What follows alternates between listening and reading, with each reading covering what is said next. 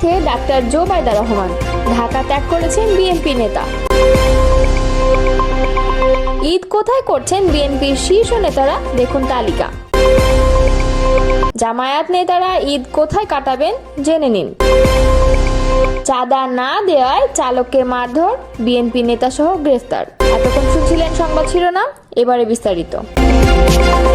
লন্ডনে চলে যাচ্ছেন বিএনপির ভারপ্রাপ্ত চেয়ারম্যান তারেক রহমানের স্ত্রী ডাক্তার জোবাইদা রহমান। পরিবারের সঙ্গে এক মাস ব্যস্ত সময় কাটিয়ে স্বামী ও মেয়ের সঙ্গে ঈদুল আজহা উদযাপন করবেন তিনি। বৃহস্পতিবার সকাল 10:55 কাতার এয়ারলাইন্সে একটি বিমানে তার দেশ ছাড়ার কথা রয়েছে। বিএনপি চেয়ারপারসনের প্রেস উইং বিষয়টি নিশ্চিত করেছেন। এর আগে বিএনপি চেয়ারপারসন খালেদা জিয়ার সঙ্গে 17 বছর পর দেশে আসেন জোবাইদা রহমান। গত 6 মে সকাল 10:40 কাতার রয়্যাল এয়ার অ্যাম্বুলেন্সে ঢাকার হজরত শাহজালাল বিমানবন্দরে পৌঁছান তিনি। লন্ডনে স্থানীয় সময় 5 মে দুপুরে তারেক রহমান নিজেই গাড়ি চালিয়ে মাকে নিয়ে আসেন হিথ্রো বিমানবন্দরে। 2008 সালের 11 সেপ্টেম্বর তারেক রহমানের সঙ্গে ঢাকা ছেড়েছিলেন জোবাইদা রহমান। একই বছর 26 সেপ্টেম্বর দুর্নীতি দমন কমিশন কাফরুল থানায় তাদের বিরুদ্ধে জ্ঞাত আয় বহির্ভূত সম্পদ অর্জনের অভিযোগে মামলা করে। মামলায় জোবাইদা রহমানকে 3 বছরের কারাদণ্ড ও 35 লাখ টাকা অর্থদণ্ড দেয় ঢাকার একটি আদালত। তবে গত বছর ছাত্র জনতার অভ্যুত্থানে শেখ হাসিনা সরকারের পতনের পর সেই সাজা স্থগিত করা হয়।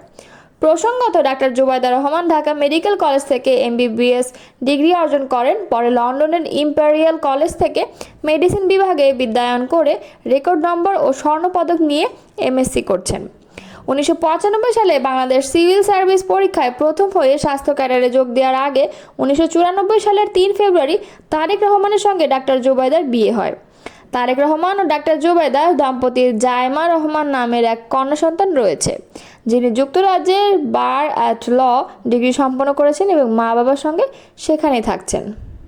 দীর্ঘ 7 বছর পর মুক্ত পরিবেশে পবিত্র ঈদুল আজহা উদযাপন করতে যাচ্ছেন বিএনপির চেয়ারপারসন বেগম খালেদা জিয়া।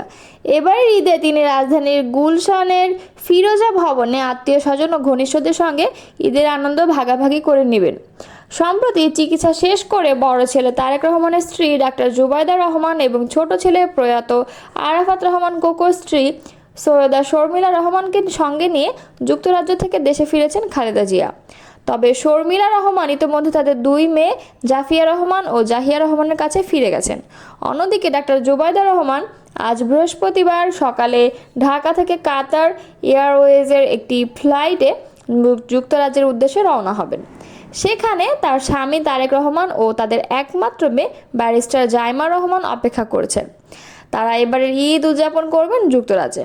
খোঁজ নিয়ে জানা গেছে, যারা আগামী জাতীয় সংসদ নির্বাচনে প্রতিদ্বন্দ্বিতা করতে চান, ঈদুল আজহা উপলক্ষে তাদের বেশিরভাগই এখন নির্বাচনী বার্তা নিয়ে এলাকায় ঘুরছেন। কেউ কেউ এরই মধ্যে নিজ নিজ সংসদীয় আসনে জনসংযোগও শুরু করেছেন। গণতন্ত্র পুনরুদ্ধার ও ভোটাধিকার পুনঃপ্রতিষ্ঠার আন্দোলনে যারা গুম খুনের শিকার হয়েছেন, তাদের পরিবারের পাশে ঈদ উপহারও পৌঁছে দিচ্ছেন কেন্দ্রীয় নেতারা। এক্ষেত্রে জিয়াউর রহমান ফাউন্ডেশন ও আমরা বিএনপি পরিবার এর মাধ্যমে উপহার দেয়া হচ্ছে। দলের অনেকে ব্যক্তি উদ্যোগে ঈদ উপলক্ষে উপহার সামগ্রী বিতরণ করেছেন। এছাড়া বিগত ফ্যাসিবাদী সরকারের সময় যুগপৎ আন্দোলন সংগ্রামের সহযোগীদের সঙ্গেও ঈদের সময় কাটাতে তারা প্রস্তুত। বন্যা পূর্বাভাসের মধ্যে ক্ষতিগ্রস্তদের পাশে থেকে সহযোগিতার জন্য ভারপ্রাপ্ত চেয়ারম্যান তারেক রহমান এরই মধ্যে নির্দেশনা দিয়েছেন। এলাকার মানুষের কাছে উপহার উপঢৌকন পৌঁছে দিচ্ছেন অন্য দলের নেতারাও।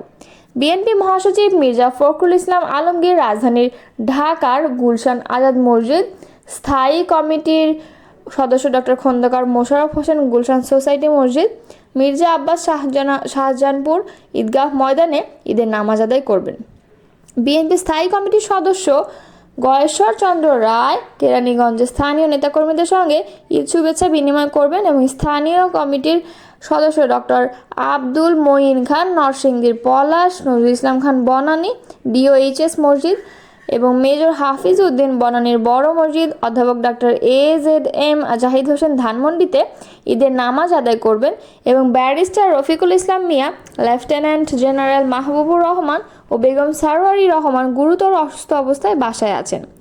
বিএনপি মিডিয়া সেলের সদস্য সাইরুল কবির খান জানান, ঈদের দিন সকালে রাজধানীর শেরেবাংলা নগরে বিএনপির প্রতিষ্ঠাতা শহীদ রাষ্ট্রপতি জিয়াউর রহমানের মাজারে শ্রদ্ধা নিবেদন করবেন মহাসচিব সহ স্থায়ী কমিটির সদস্য ও সিনিয়র নেতারা।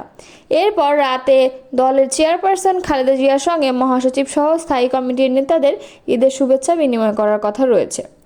ঢাকা বিভাগের নেতাদের মধ্যে আব্দুল সালাম পিন্টু, ডক্টর আসাদুজ্জামান রিপন, আহমেদ আজম খান, আব্দুল সালাম, খায়রুল কবির খোকন, হাবিবুন নবী খান সোহেল, সুলতান সালাউদ্দিন টুকু, আমিনুল হক, ব্যারিস্টার নাসির উদ্দিন অসীম, নজরুল ইসলাম আজাদ, আক্তার হোসেন নিজ নিজ এলাকায় ঈদের নামাজ আদায় করবেন। রংপুর বিভাগের আসাদুল হাবিব দুলু, খুলনা বিভাগের শামসুজ্জামান দুদু, চট্টগ্রাম বিভাগে বরকত উল্লাহ বুলু এবং সিলেট বিভাগের আরিফুল হক চৌধুরী এরা তার নিজ নিজ জেলায় ঈদুল আজহা উদযাপন করবেন। বিএনপি চেয়ারপারসনের উপদেষ্টা মোয়াজ্জেম হোসেন আলাল কালবেলাকে বলেন, বিএনপি একাধিকবার সরকার পরিচালনাকারী দল, নির্বাচনের প্রস্তুতি আমাদের সবসময় ছিল। আগামী দিনে যে নির্বাচন অনুষ্ঠিত হবে সেই নির্বাচনেরও প্রস্তুতি রয়েছে। সুতরাং ঈদ হচ্ছে আমাদের কাজ করার বাড়তি সুযোগ।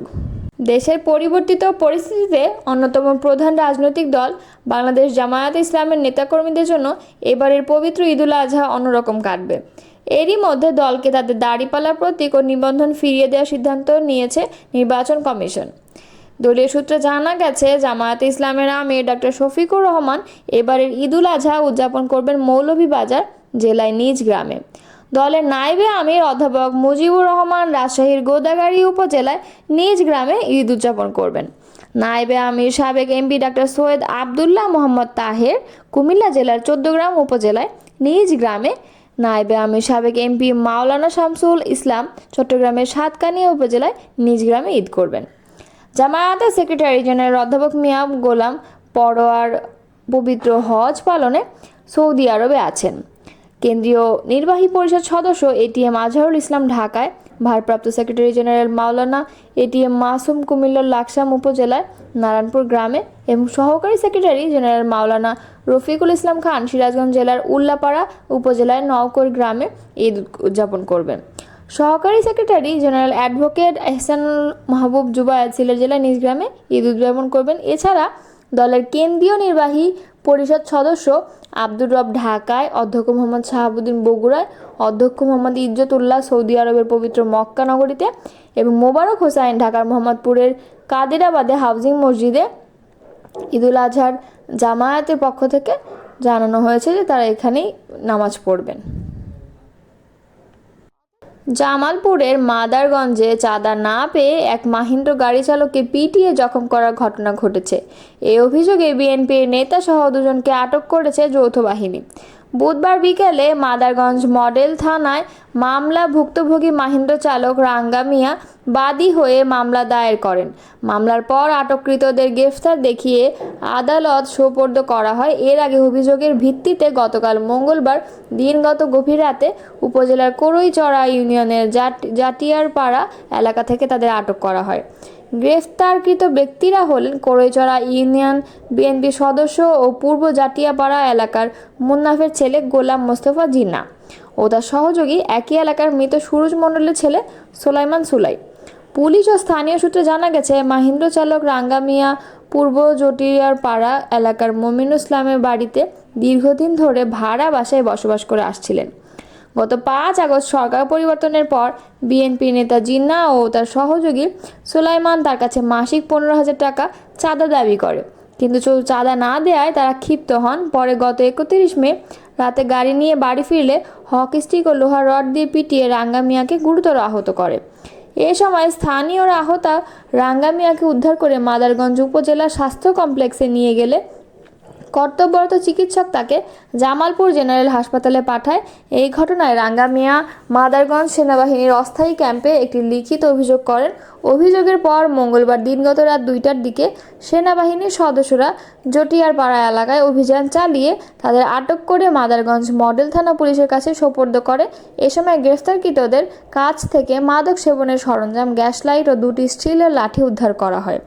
মাদারগঞ্জ মডেল থানার ভারপ্রাপ্ত কর্মকর্তা মোহাম্মদ হাসান আল মামুন বলেন, চাঁদাবাজির অভিযোগে দুজনকে সেনাবাহিনী আটক করে পুলিশ সোপর্দ করেছে। তাদের বিরুদ্ধে ভুক্তভোগী রাঙ্গা মিয়া বাদী হয়ে একটি মামলা দায়ের করেছেন। বুধবার বিকেলে তাদের আদালতে প্রেরণ করা হয়েছে।